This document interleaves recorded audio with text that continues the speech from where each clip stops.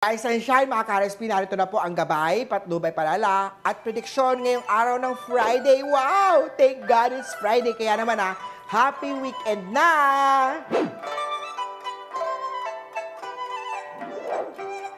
Para sa mga pinanganak ng Year of the Rat, mag-focus sa self-love at self-care. Sa mga may karelasyon na, share your self-care routine with your partner to strengthen your bond. Spend time doing activity that will bring joy and fulfillment. Pink at 5 ang swerte kay Year of the Rat.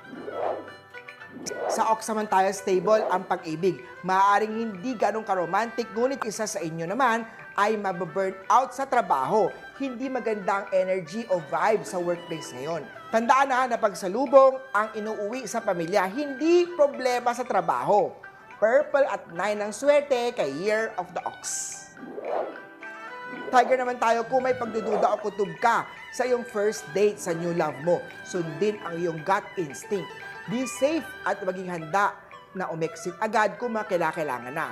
For committed couples naman, iwasan ang kumakaliwa, iwasan yan dahil mabubuking ka na.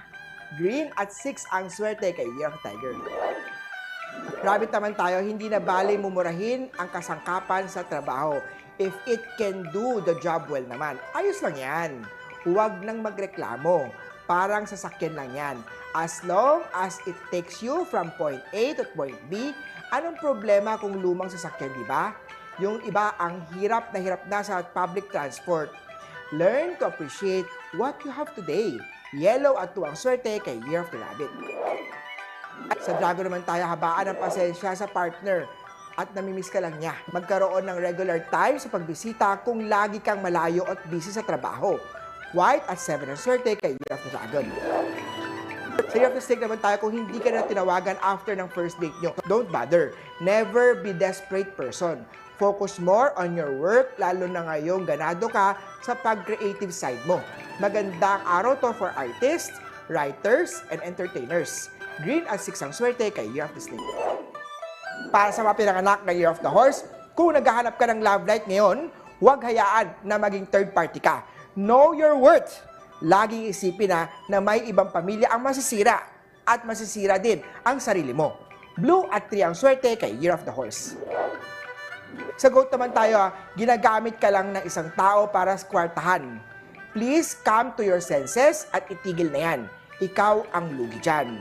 Red at 8 ang swerte kay Year of the Goat. Monkey naman tayo, wag na wag ibibigay ang mga password at account numbers. Iwasan din ang pagpo-post ng resibo, payrolls o mga kinita.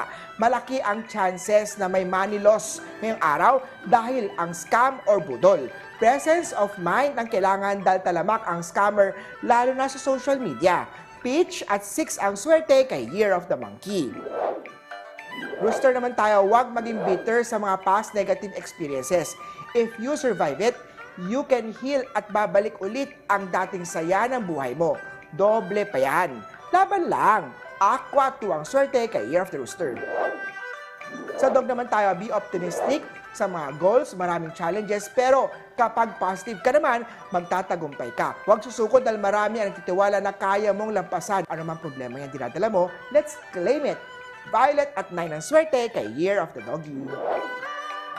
At sa Year of the Piggy naman tayo, maging tech-savvy. Mabuti na din ang may kinalaman o may kaalaman sa teknolohiya para hindi naloloko o scam ng ibang tao. Sa usapang love life naman tayo, ang paglalagay ng sheep na lucky charm or goat ng mga effigy sa southern sector ng tahanan can build o can enhance yung feng shui mo dyan sa romance, love life, or strengthen partnership. Magenta at 5 ang swerte kay Year of the Piggy.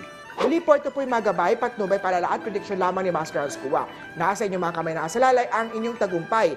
Kaya always be positive at i-claim ang mga swerte, mga ka-RSP.